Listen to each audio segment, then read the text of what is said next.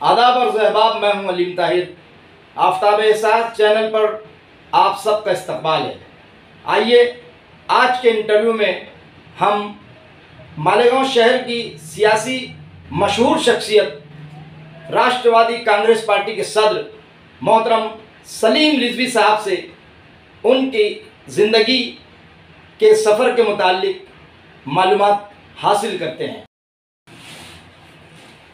तो लीजिए दोस्तों, सलीम रिजवी साहब हमारे दरमियान, हमारे रूबरू मौजूद हैं। हम सुनते हैं उनकी ज़ुबानी उनकी कहानी। सबसे पहले शुक्रिया कि आपने हमें वक्त दिया। आगाज़ में जानना चाहेंगे कि आपकी अमली सियासत में शमूलियत कैसे हुई सलीम साहब? अस्सलाम वालेकुम। वालेकुम अस्सलाम। और तमाम ही सामीन और सुनने वालों को, साथियों को मेरी जानिब से और इस चैनल की जानिब से मैं तमाम ही लोगों का शुक्रिया अदा करता हूँ। और अपने सियासी सफ़र की बात आपने जो की है, 1995-96 के दरमियान में मैं साथी निहाल अहमद साहब की पार्टी जनता दल से जुड़ा और उसमें मैंने एक साधारण वर्कर के तौर पर अपने सियासी ज़िंदगी का आगाज़ किया। उसके साथ साथ जी, मुझे बोलना मुझे हमेशा से अच्छा लगा। मुझे मेरी चाहत रही कि मैं एक अच्छा मुकर्रिर रहूं, अच्छी बातें अच्छे अंदाज में लोगों तक पहुंचाऊं। क्या इसी बात को साथी निहाल अहमद साहब ने मुझ पर नज़र डाली और मुझे इस जानिब राग़िब किया कि आप बोलते रहो, आपके अंदर जो घबराहट है, जो हिचक है, वो आप निज़ामत शुरू कर दो। तो उन जलसों की मैंने निज़ामत शुरू की और निज़ामत करते करते फिर मेरे लिए वक्त निकलने लगा, 2 मिनट, 5 मिनट, 10 मिनट। उसके बाद काफ़ी देर तक मैं तकरीर वगैरह करने लगा। लेकिन साथ ही साथ आवामी कामों में दिलचस्पी रखना, आवामी मफादात में काम करना, ये मेरी हॉबी रही और मुझे इससे रग़बत रही कि मैं लोगों के काम आऊँ। अगर मुझसे कुछ भी ज़र्रा बराबर भी किसी का फ़ायदा होता हो तो मैं उस सिलसिले में, उस जानिब मैं ज़रूर काम करता रहा। और मैं काम करते करते आज 2004 के बाद 2004 तक मैं साथी निहाल अहमद साहब के साथ जनता दल से जुड़ा रहा। जी। उसके बाद मैंने राष्ट्रवादी कांग्रेस पार्टी को ज्वाइन किया और राष्ट्रवादी कांग्रेस पार्टी ज्वाइन करने से पहले मैं साथी निहाल अहमद साहब के पास गया।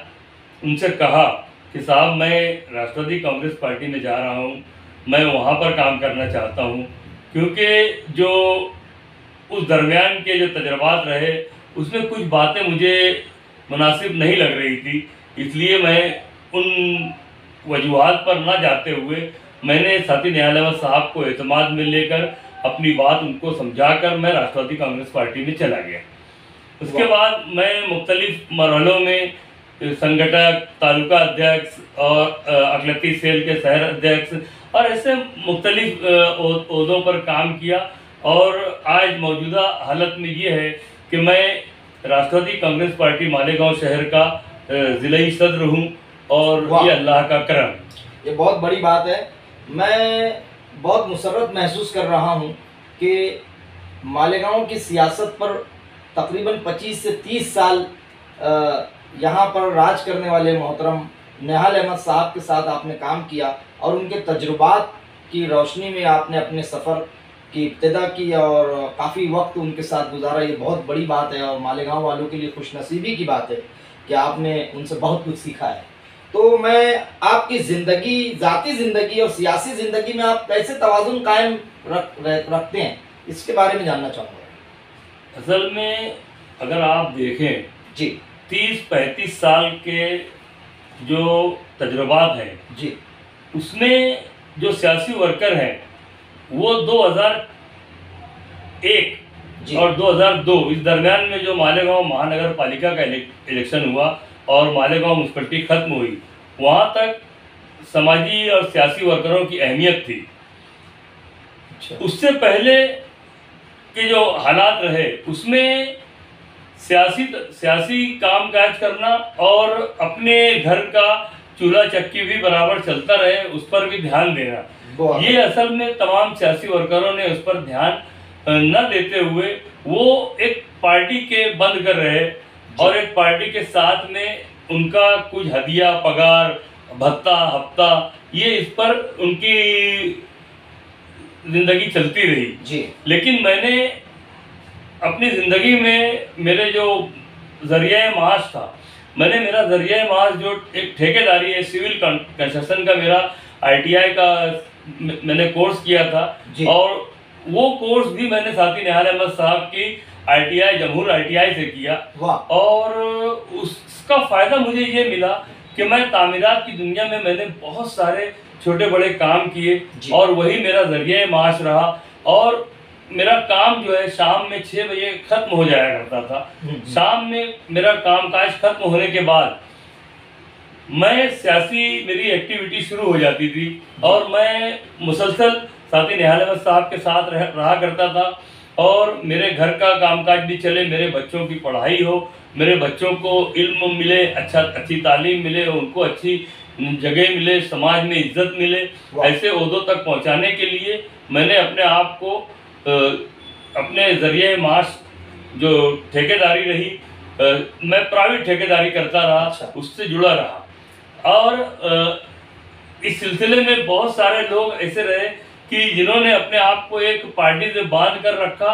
मैं समझता हूँ वो उनकी मजबूरी रही होगी, लेकिन मैं समझता हूँ कि उसमें उन लोगों ने अपने आप पर बहुत सारी बदनामियाँ ओढ़ ली।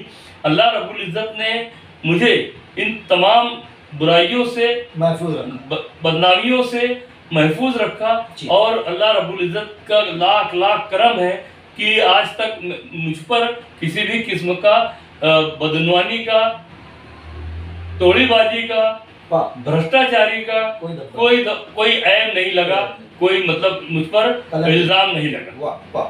ये वाकई अल्लाह का लाख लाख शुक्र है कि आपने साफ सुथरी सियासत को अपनाया और साफ सुथरी सियासत को लेकर चलते रहे। राष्ट्रीयवादी कांग्रेस पार्टी का बुनियादी नजरिया और मकसद क्या है, खास तौर पर मालेगांव के तनाजुर में?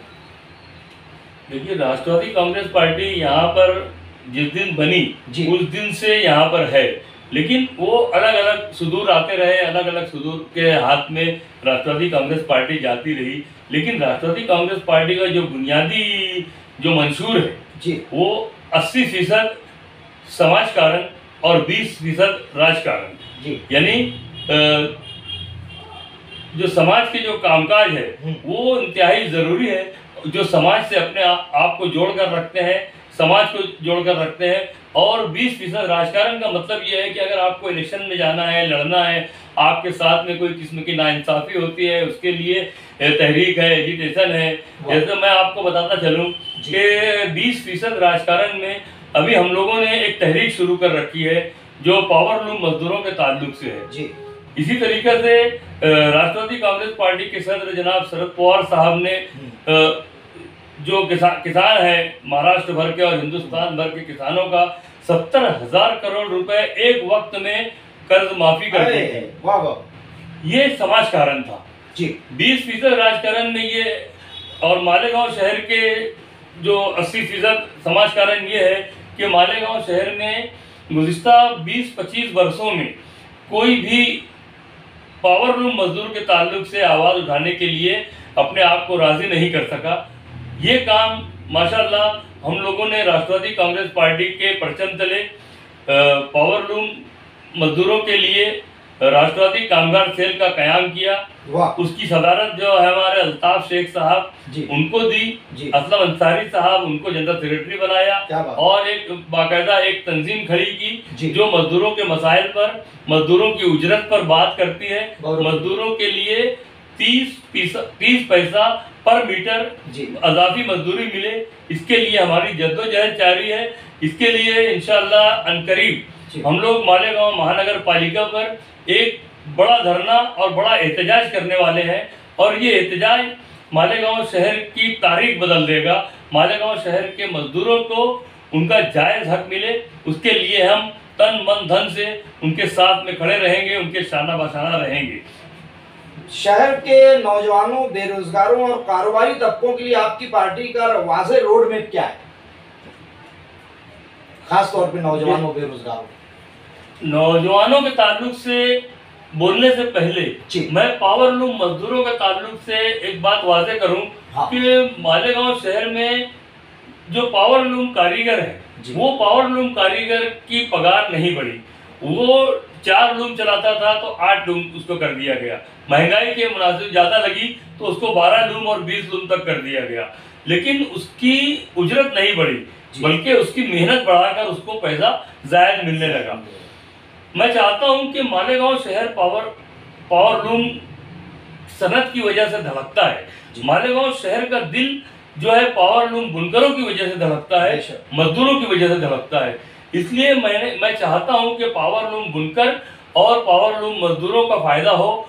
इसलिए मैं मालेगांव शहर के बुनकरों से अपील करता हूं कि वो पावर लूम मजदूरों की उजरत बढ़ा देवे, और उजरत बढ़ाकर उनके लिए एक अच्छा काम ये हो जाए कि उनको महंगाई का सामना करने के लिए, मजदूरों के बच्चों को अच्छी तालीम मिले, उसके लिए इस महंगाई के दौर में उनकी पगार बढ़ जाए। कम से कम उनको हफ्ते का 400-500 रुपये अगर बढ़कर मिलने लगे तो वो उनके मतलब जायज़ मतलब मुतालबात होंगे, और उनके जायज़ मुतालबात को मानना आपका फ़र्ज़ है, आप और उनका हक है। वाह भाई, मैं समझता हूं कि आप वाकई में ये मजदूरों और नौजवानों और बेरोजगारों को लेकर बहुत संजीदा है। ये जानकर बड़ी मुसर्रत हो रही है मुझे। साहब, हम बहुत ही खुशी हुई कि आपने वाकई में अपने नज़रिए से मुस्बित रवैयों को फ़रोग़ दिया है। आपके मुताबिक मौजूदा सियासी जमातें आवाम को क्या देने में नाकाम रही हैं? आवाम के ताल्लुक से मैं पहले बताऊं कि मालेगांव शहर की आवाम बहुत जागरूक और बहुत संजीदा है जी। लेकिन जब आप देखेंगे कि इलेक्शन आता है तो उस वक्त जो कुछ पगारू किस्म के जो वर्कर होते हैं वो उनके मातहत हो जाते हैं। मालेगांव शहर में गुज़िश्ता 25 वर्षों से जी मालेगांव शहर में 2 लोगों ने राज किया जी। कभी शेख रशीद खानवादा, कभी मुफ्ती मोहम्मद इस्माइल के खानवादे से मुंसलिक अफराद जी। लेकिन इन गुज़िश्ता 25 वर्षों में जब से साथी निहाल अहमद साहब के इक़्तिदार का खात्मा हुआ और शेख रशीद साहब पहली मरतबा 1999 में असम्बली इलेक्शन जीत कर आए जी, उसके बाद साथी निहाल अहमद साहब मेयर बने और उसी के साथ मालेगांव शहर का जो उतार का जो पीरियड था, वो उतार का पीरियड मेरी नज़र में ऐसा है कि 2001 का फसाद हो गया जी। फसाद के बाद मालेगांव शहर के जो सरकारी जो बैंक थे वो सरकारी बैंक नदी के उस पार जाने लगे। अच्छा। और 2025 आते आते मालेगांव शहर के तकरीबन तमाम ही सरकारी जो बैंक हैं वो नदी के उस पार चले गए, जिसकी वजह से हमारी माँ बहनों को तकलीफ उठाने पड़ती है। हमारी माँ बहनों को बैंक से पैसा निकालना हो, बेवा फंड निकालना हो या लाडली बहना का पैसा निकालना हो तो उनको उसके लिए नदी के उस पार जाना पड़ता है जी। उसी के साथ साथ मालेगांव की जो खरीदी बिक्री का जो ऑफिस है, रजिस्ट्रार ऑफिस जिसे कहते हैं, आरटीओ ऑफिस है, जहाँ पर मतलब गाड़ियों का परमिट बनाना, लाइसेंस बनाना, उसका ट्रायल देना, ये तमाम चीज़ें मालेगांव शहर के नदी के उस पार चली गई। अच्छा। और उन चीज़ों को रोकने में मालेगांव शहर के सियासी हजरात नाकाम रहे। कहीं ना कहीं वो इस ताल्लुक से उस लायक नहीं रहे कि वो इन तमाम चीज़ों को रोक पाते। उनके मुकाबले में आउटर के जो एमएलए हैं दादा भूसे साहब, जो 2 पीरियड एमएलए रहे, और उनका मैं समझता हूँ कि ये तीसरा पीरियड ऐसा जा रहा है जिसमें वो मंत्री हैं, मिनिस्टर, उनसे मुकाबला आ रहा है की बजाय उनसे दोस्ती यारी और उसको बढ़ाया गया दोनों पार्टियों की जानिब से। और गुज़िस्ता 4 पीरियड में अगर आप देखें जी तो मालेगांव का जो मेयर है वो मुस्लिम होता रहा और नायब मेयर जो है शिवसेना की जानिब से मुंतखब होता रहा। ये एडजस्टमेंट रहा। एडजस्टमेंट। लेकिन मैं समझता हूँ कि आने वाले वक्त में जो उनके जो प्लानिंग है वो और ज़्यादा हमारे लिए घातक हो सकती है कि वो लोग चाहते हैं कि अब की बार उनका मेयर बने। ये उनका टारगेट है। उस टारगेट को रोकने के लिए सियासी जमातों को, सियासी रहनुमाओं को, सियासी पार्टियों के सदूर को और समाजी वर्कर, NGOs और तमाम नौजवान वर्ग जो पढ़ा लिखा और महज़िब जो एक वर्ग है, एक तबका है, उनको सामने आने की और हिम्मत दिखाने की एक प्लेटफॉर्म पर आने की ज़रूरत है। वाह वाह, बहुत सही आपने कहा सलीम साहब। मालेगांव के सबसे बड़े मसाइल जो है वो आपकी नज़र में यानी क्या हो सकते हैं या क्या हैं? मालेगांव के सबसे बड़े मसाइल मुकामी तौर पर जो है, मैं समझता हूँ कि अगर आप महानगर पालिका के ताल्लुक से बात कर रहे हैं तो पानी की जो टाकियाँ है वो सफिशिएंट नहीं है। 24 घंटे का एक रोटेशन होता है, जब जाकर आधा घंटा लोगों को, माँ बहनों को नल में पानी मिलता है। जबकि हमारी नल पट्टी जो है नासिक से दोगुना से ज़ायद है जी। जहाँ पर 24 घंटा नल आते हैं वहाँ पर उनको पानी की कोई कमी नहीं है। वैसे ही जो बिजली कंपनी है जी, उसकी ज़्यादतियाँ हैं और इन तमाम ज़्यादतियों को या उनके जो फास्ट मीटर लगा देने को या बिजली कनेक्शन डिस्कनेक्ट करने को, धांधली करना, ये करना, ये तमाम चीज़ें ऐसी हैं जिसका हल कोई बाहिम्मत सियासी जमात ही कर सकती है जी। जिसके पास ऊपर तक ताकत हो।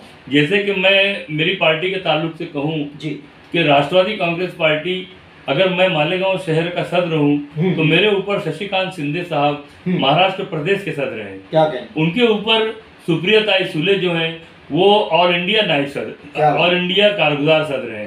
उनके ऊपर जनाब शरद चंद्र पवार साहब जो ऑल इंडिया सदर हैं। इस तरीके से हम उनके तजुर्बात का फ़ायदा उठाकर मालेगांव शहर की भलाई के लिए, इज्जत के लिए और उसका विकार वापस लाने के लिए मालेगांव शहर के नौजवानों का, माँ बहनों का और ख़ास तौर पर उसकी सनत का और तालीमी मेयार को बुलंद करने का, इसका, इन तमाम चीज़ों को हम ज़रूर वापस लाने की कोशिश करेंगे। यही उम्मीद के साथ कि मालेगांव की आवाम, नौजवान और संजीदा तबका इस जानिब सोचे, वरना इलेक्शन में रुपयों की रेल पेल करने वाले अफराद बहुत सारे आएंगे और उनके आने से अगर आप पर फ़र्क पड़ता है, आप उनके साथ जाने के लिए राग़िब होते हैं, तो यही मालेगांव शहर का पतन होगा। हमारे जो नौजवान जो जेलों में बंद हैं, जो तकलीफ़ें उठा रहे हैं, लीडरशिप की कमी है, लीडरशिप कोई उनके पीछे कोई है ही नहीं ना। इस्लाम पार्टी का जो हमारे आसिफ भाई हैं वो इस्लाम पार्टी के मतलब मालेगांव शहर से उसके रूए रवा हैं।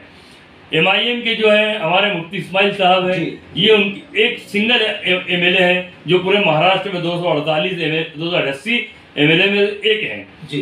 तो इनके ऊपर कोई ऐसा कोई नहीं है ताकत कि वो कोई अपनी बात को वहाँ पर रख पाए। उनको 1-1.5 मिनट मिलता है मुफ्ती इस्माइल साहब को, वो 1-1.5 मिनट में जितना कर सकते हैं वो शहर की भलाई और तरक्की की जो बातें करते हैं उसके लिए इलेक्शन आने दो, इंशाअल्लाह ज़रूर उस पर भी हम बात करेंगे। बहुत अच्छी बात कही आपने। बिजली, पानी, सड़कें, रोजगार और सफाई जैसे मसलों को हल करने का आपका अमली प्लान क्या है, प्रैक्टिकल प्लान, या आपकी पार्टी का? देखिए, ये जो तमाम चीज़ें आपने बताई जी, बिजली, पानी, सड़क, रोजगार, सफाई, ये जो तमाम चीज़ें हैं ये एक शख्स के बस की बात नहीं है, ये एक MLA के या एक MP के बस की बात नहीं है जी। मैं चाहता हूं कि मालेगांव शहर के नौजवानों को, पढ़े लिखे नौजवानों को और जो गयूर और गैरतमंद नौजवान हैं जिनके अंदर कौम की हमदर्दी, जज्बा और खिदमत करने की तड़प है, ऐसे लोगों को मालेगांव कारपोरेशन इलेक्शन में उनको नुमाइंदगी दी जाए और उनको इलेक्शन में खड़ा करके आवाम से अपील की जाए कि ऐसे लोगों को कामयाब करिए। ये आपकी बात कारपोरेशन में पढ़े लिखे होने के साथ साथ बाहिम्मत हैं, नौजवान हैं, ये अच्छे ढंग से आपकी बातों को वहाँ रख सकते हैं। कोई गुंडा, कोई पैसे वाला, कोई रुतबे वाला ये आपकी बातों को ताकत से नहीं रख सकता, जो नौजवान रख सकता है। यही मेरी अपील है कि आप नौजवानों को मौका दें, पढ़े लिखे नौजवानों को आगे आना चाहिए और मेरी पार्टी के दरवाजे ऐसे तमाम लोगों के लिए खुले हुए हैं। मैं उनके लिए ज़रूर कोशिश करूंगा और मेरी पार्टी उनके ऐसे अफराद के लिए, नौजवानों के लिए ज़रूर कोशिश करेगी। बहुत खूब, बहुत अच्छी बात कही आपने और नौजवानों के ताल्लुक़ से आपने जो राह दिखाई है ये वाकई काबिल तारीफ़ है। मेरा अगला सवाल है सलीम साहब के मालेगांव की इक़्तिसादी हालत और पावरलूम इंडस्ट्री के ज़वाल पर आप क्या कदम उठाना चाहते हैं? पावरलूम इंडस्ट्री का जो मामला है जी, वो असल में हमने क्वालिटी पर ध्यान ही नहीं दिया, क्वांटिटी पर ध्यान दिया। मालेगांव शहर में पावरलूम जो है खूब हर साल एक नया कारखाना बना लेना, क्वांटिटी डबल हो जाती है। इस तरीके से हमने प्रोडक्शन को खूब बढ़ा दिया। लेकिन आप अगर एक पान की दुकान पर जाएं और उनको कहें कि एक पान लगा दो, तो वो पान की जो कीमत है उसके बोर्ड पर लिखी हुई है कि वो इतने पैसे का आपको पान देगा। लेकिन हमारे यहाँ पर जो वाहन आते हैं, जो पावरलूम पर कपड़ा जो बिना जाता है, उसकी कीमत तय करने का इख्तियार बुनकरों को नहीं है। उसकी मजदूरी तय करने का, उसके मतलब कपड़े का जो व्यापार होता है, उस व्यापार को तय करने का इख्तियार पावरलूम बुनकरों के पास नहीं, वो व्यापारियों ने अपने पास रखा है। और वो यही वजह है कि मालेगांव शहर में जो सिर्फ मेहनत बढ़ी है, उनकी ताकत इस्तेताअत नहीं बढ़ी। और मैं चाहता हूँ या हमारे बुनकर हजरात जो बहुत पुरमग़्ज़ बामग़्ज़ लोग हैं, अच्छे समझदार और बाइज़्ज़त बाकिरदार लोग हैं, उन्होंने इस जानिब ध्यान देना चाहिए कि 2000 लूम चलाने से बेहतर है कि आप सिर्फ 200 लूम चलाइए और उसको अपने लेवल पर, अपने ताकत पर, अपनी इज़्ज़त व वक़ार के साथ में डिसाइड करें कि आपका ये कपड़ा इतने रुपये में बेचना है, इतने रुपये में अगर आपको चाहिए तो आप लीजिए, वरना आगे बढ़ो, हम दूसरी जगह बेचेंगे। वाह, बेहतर है। अगला सवाल है सलीम साहब के अक़लियती तबक़े की मौजूदा हालत पर आपकी राय जानना चाहूँगा और क्या वो खुद को महफूज महसूस कर रहे हैं अक़लियती तबक़े के लोग? हिंदुस्तान भर में जी आज का जो राजकारण है, पूरे हिंदुस्तान का राजकारण सिर्फ और सिर्फ मुस्लिम मुखालफत पर मबनी है। बेशक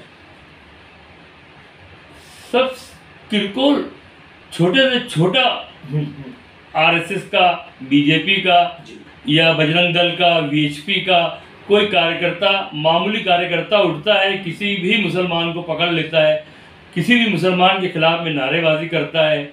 और ये जो तमाम जो चीज़ें हैं, इसकी पुष्ट पनाही अगर सरकारें ना करें तो किसी की हिम्मत नहीं होगी कि वो ऐसा काम कर सके।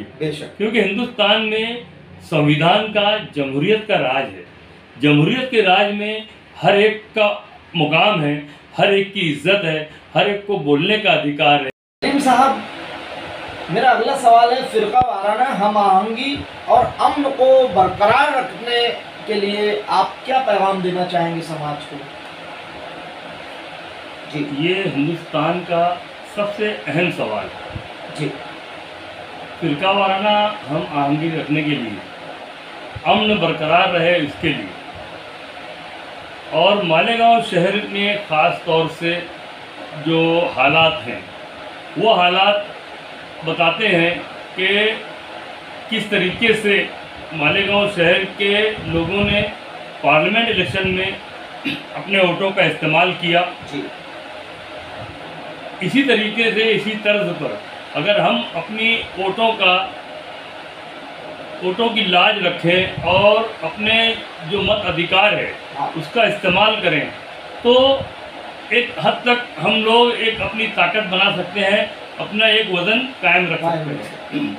लेकिन साथ ही साथ कुछ मुस्लिम फ़िरका परस्त जमातें और कुछ हिंदू फ़िरका परस्त जमातें जी, इनसे बचकर निकलते हुए हिंदुस्तान को आज ज़रूरत है कि वो इंडिया महागठबंधन जो है जी, उसके साथ में किस तरीके से जोड़कर अपने आप को हिंदुस्तान की तरक्की और अमन को कायम रखा जा सकता है, ना कि हम किसी भी मुस्लिम फ़िरका परस्त जमात के साथ में खड़े होकर किसी भी सूरत में फ़िरका वाराना हम आहंगी ला ही नहीं सकते। वाह, राष्ट्रवादी कांग्रेस पार्टी एक ऐसी वाहिद जमात है जिसमें हिंदू, मुस्लिम, सिख, ईसाई तमाम लोग, तमाम अहबाब साथ रहकर साथ चलते हैं, साथ बात करते हैं, अमन की बात करते हैं, अच्छाई की बात करते हैं। जिस तरीके से हर घर में जी, कोई ना कोई मामला होता है, कोई ना कोई नटखट बच्चा पैदा होता है जी, तो वो तमाम चीज़ों को अगर हम नज़रअंदाज करें तो यकीन जानिए कि हिंदुस्तान की भलाई कांग्रेस पार्टी, राष्ट्रवादी कांग्रेस पार्टी और उसके गठबंधन की तमाम जमातें हैं, उन तमाम जमातों का साथ देना चाहिए, उन तमाम जमातों को ताकत देनी चाहिए। उनको तरक्की और ताकत मिलेगी, इक़्तिदार मिलेगा तो इंशाअल्लाह ताला जो बदअमनी का जो माहौल हमें पूरे हिंदुस्तान भर में नज़र आता है वो तमाम के तमाम ख़त्म होगा इंशाअल्लाह। ये अल्लाह की ज़ात से हमें उम्मीद है। बेशक सलीम भाई, आपने काफ़ी खुशगवार तासुरात पेश फरमाए इस मामले में। आपके नज़दीक मालेगांव में सियासत खिदमत है या मुकाबलाबाजी कंपटीशन? ये बहुत तल्ख सवाल है। बेशक, इसका जवाब भी असल में मालेगांव शहर में सियासत सिर्फ ज़रिए माश है। मैं इस बात को गारंटी के साथ कहता हूँ कि मालेगांव शहर में जितने कारपोरेटर अब तक गुजरे हैं जी, अगर हम पिछली बॉडी की बात कर ले रहे कि पिछली बॉडी में जितने कारपोरेटर थे उनमें से मैं समझता हूँ कि बमुश्किल 5% ऐसे कारपोरेटर रहे होंगे जिन्होंने ठेकेदारी नहीं की, वरना तमाम के तमाम जो कारपोरेटर्स रहे वो किसी न किसी सूरत में मालेगांव शहर में मक्तेदारी, ठेकेदारी करने की कोशिश करते रहे। और यही वजह है कि मालेगांव के अफसरान पर इन नगर सेवक का, इन कारपोरेटरों का असर रसूख नहीं रहा, क्योंकि ये खुद इनके हाथों में फाइल लेकर उनके टेबलों तक जाते हैं। अब जिसके टेबल पर हम काम लेकर जावें तो वो हमारे खुद का काम लेकर जावें तो वो हम दूसरों का काम कहाँ कर पाएंगे। हम हमारे काम के लिए ही गिड़गिड़ाते रहते हैं, बोलते रहते हैं और अपना बजट पास करना, बिल पास करना, बिल निकालना और मौज माफ करवाना, इस किस्म के झमेले में उलझे रहते हैं। इसलिए मालेगांव शहर को ऐसे अफराद की ज़रूरत है जो खिदमत के जज्बे से इस शहर में आगे आवें, ऐसे नौजवान आगे आवें जो ठेकेदारी की नीयत से नहीं बल्कि मालेगांव शहर के इज्जत, वक़ार और उसके अच्छे जज्बे से काम करने के लिए अपने आप को झोंकने की हिम्मत रखते हो, ताकत रखते हो और अपना ज़रिए माश किसी दूसरे ज़रिए माश से जुड़े हों, पढ़े लिखे हों, अच्छे किरदार के लोग हों। ऐसे लोगों को मौका देकर हम इस गलाजत को दूर कर सकते हैं। बहुत अच्छा पैगाम दिया आपने। सियासत को किस तरीके से आप साफ़ सुथरा करें तो आपने बहुत अच्छा पैगाम दिया। मुखालिफ जमातों के बारे में आपकी राय क्या है? कोई ऐसी चीज़ जो आप उनसे सीखना चाहते हैं? वो है ना, मुखालिफत से मेरी शख्सियत संवरती है, मैं दुश्मनों का बड़ा एहतराम करता हूँ। जी, उन्हें मुखालिफ सियासी जमातें जो हैं यहाँ पर सियासी कामकाज जी, जो करना चाहिए था वो नहीं किया गया। दोनों जमातें जब व्हाट्सएप पे जब बहस करती हैं तो आप अगर देखें तो वो एक तमाम जो भाग दौड़ है व्हाट्सएप ग्रुप्स के हाथों में दे दी गई है। वो एक दूसरे पर कीचड़ उछालने में, एक दूसरे के कपड़े उतारने में, एक दूसरे के खिलाफ केस करने में, एक दूसरे का सर फोड़ने में, हाथ पांव तोड़ने में, इस सिमत में तमाम जो सियासी जमातें लगी हुई हैं और एक दूसरे की ऐब जोई करने में। जबकि ऐब जोई को अगर मेरे अंदर कोई खामी है उस खामी को बताने में ज़्यादा अच्छाई नहीं है, उसको छुपाने में, लोगों की बुराइयां छुपाने में हमारे इस्लाम ने कहा है कि लोगों की ऐबजुई करना अच्छी बात नहीं है, मुनाफिकत है। इन तमाम मुनाफिकतों से हमें बचकर शहर की तामीर में आगे बढ़ना चाहिए, चाहे वो कोई भी जमात हो, कोई भी सियासी जमात हो, कोई भी व्हाट्सएप ग्रुप हो, कुछ भी हो। सही बात। शहर के हालात बहुत ख़राब हैं। इन हालात पर फिर से एक वीडियो बनाई जा सकती है, फिर से इस बारे में मैं बहुत तवील मेरा जवाब होगा। इसके लिए मैं आगे न बढ़ते हुए यही कहूँगा कि तमाम लोग मिलजुल कर शहर की भलाई के लिए काम करें, उसकी इज्जत व आबरू के लिए काम करें। बहुत अच्छे। आपके ख्याल में सियासत में शफाफियत और किरदार की कमी क्यों बढ़ रही है?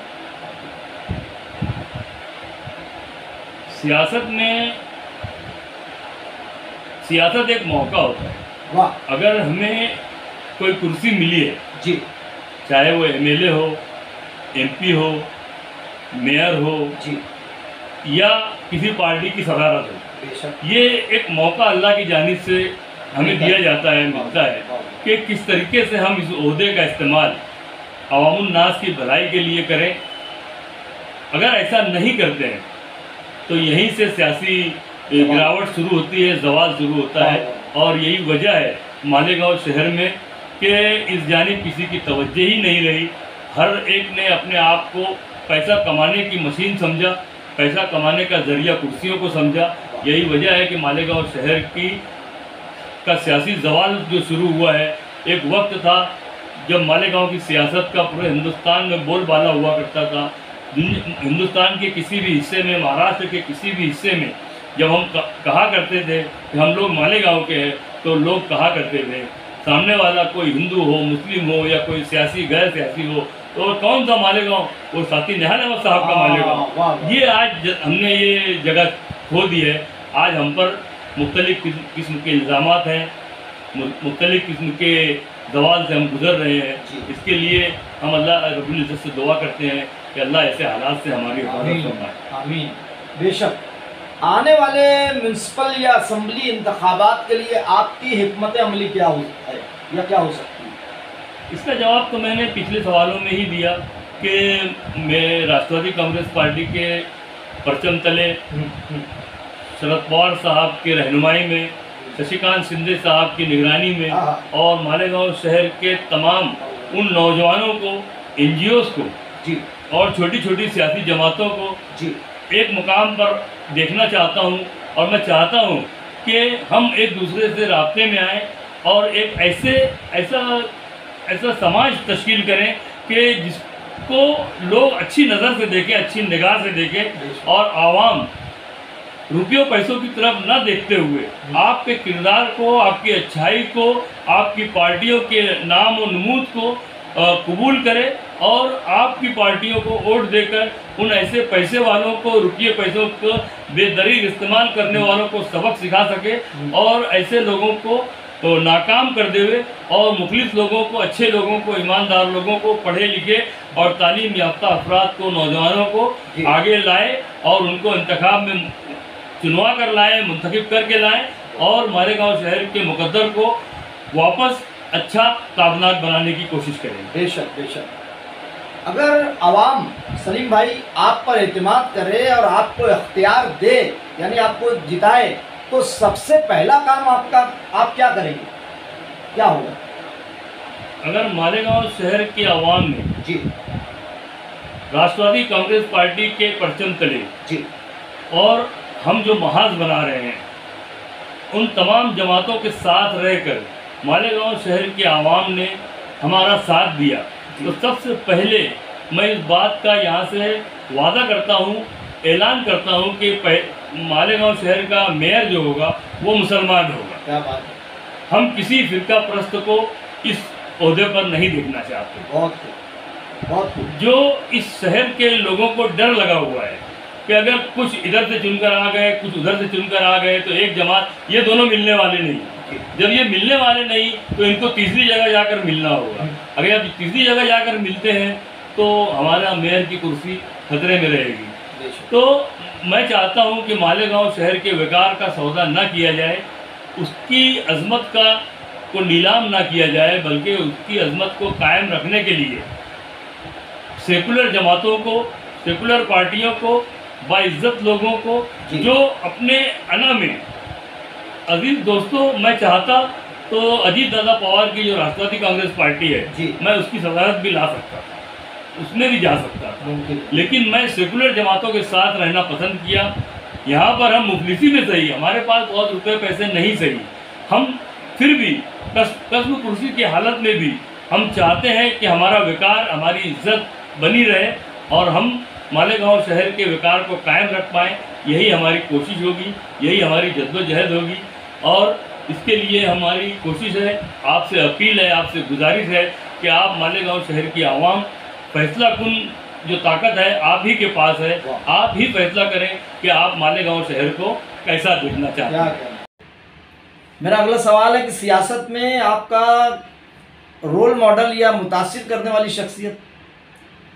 जैसा कि मैंने पहले ही कहा कि मैं सियासत में जिन लोगों से मिला उनमें सबसे पहले जनाब साथी निहाल अहमद साहब हैं, जो महाराष्ट्र लेवल के लीडर रहे बेशक, और महाराष्ट्र में असेंबली में उनका तोती बोला करता था।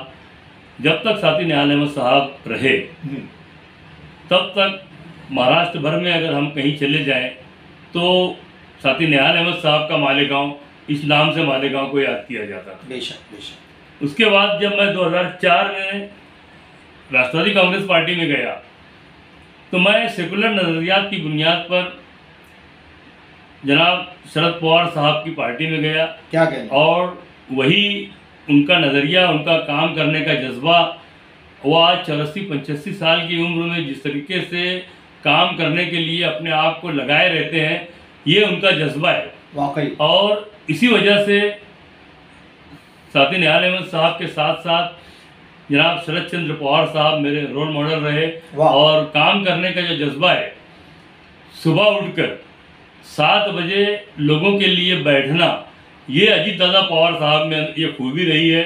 ये उनकी तकलीफ करने के लिए ये ज़रूरी है कि उनके साथ, उनके अंदाज में काम करने के लिए जनाब अजीत दादा पवार साहब भी एक ऐसे लीडर हैं जिनकी तकलीफ की जा सकती है। वो एक अच्छे नज़रिए के साथ में काम करते हैं लेकिन गलत जगह पहुंच गए। वाह वाह वाह वाह भाई, बहुत खूब।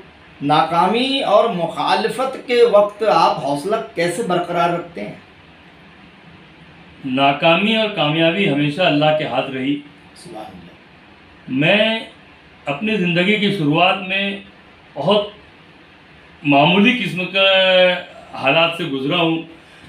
मैं अपने ताल्लुक़ से बताऊँ कि मैं जब हमारा वो दौर था जिसमें गरीब लोग भी हमें गरीब कहा करते थे जी, तो ऐसे मैं ख़राब हालात से गुज़रा हूँ।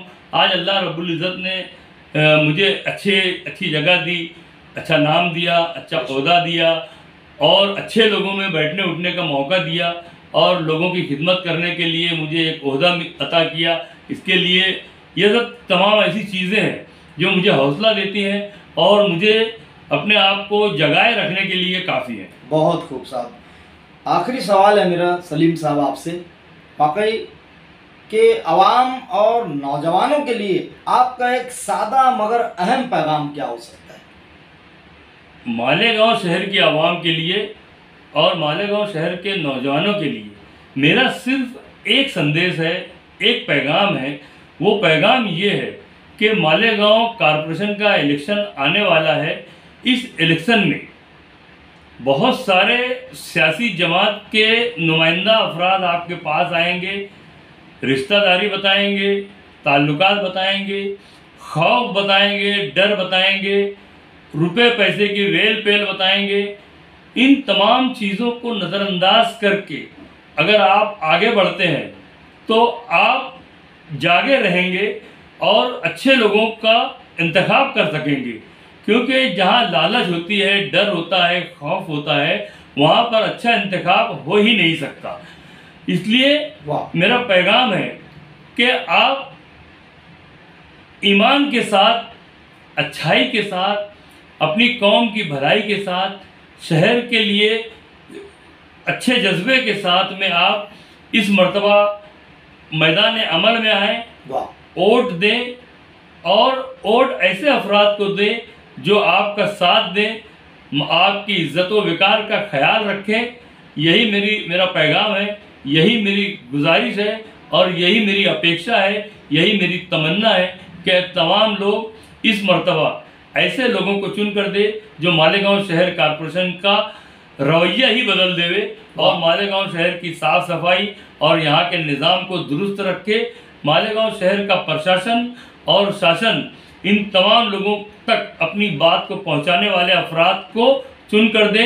और मैं इस बात की गारंटी देता हूँ कि ऐसा अगर आप देखेंगे तो एक ही जमात दिखेगी, वो होगी राष्ट्रवादी कांग्रेस पार्टी शरद चंद्र पवार साहब और मालेगांव शहर राष्ट्रवादी कांग्रेस पार्टी का। मैं सदर सलीम रिजवी आपसे इल्तिजा करता हूँ कि आप हमारा साथ दें, हमारे साथ में रहें, हमसे जुड़ें और वोट देने के वक्त कम से कम जब आप वोट देने जावें तो आप अकेले में रहेंगे, एकांत में रहेंगे। वहाँ किसी से डरने की ज़रूरत नहीं, खौफ की ज़रूरत नहीं। आप दिल खोल कर अपने ज़मीर को जगा कर वोट देना और इस शहर के हालत को, इस शहर के हालात को बदलना, यही मेरी आपसे अपील है। बहुत खूब। तो अजीज़ अहबाब, मैं सलीम रिजवी साहब का आफ्ताब एहसास चैनल में आने के लिए शुक्रिया अदा करता हूं और आप तमाम का भी कि आपने हमें अब तक सुना। यकीनन सलीम रिजवी साहब के नज़रियात और तख़य्युलात ख़यालात से आपने जानकारी हासिल की और नई नस्ल इनके अच्छे पैगामात पर अमल करेगी, ऐसी उम्मीद करता हूं। और मैं इजाज़त चाहता हूं इस प्रॉमिस के साथ कि आइंदा किसी अच्छी शख्सियत से आपकी मुलाकात ज़रूर करवाऊंगा। अब दीजिए इजाज़त। अलीम ताहिर को आदाब।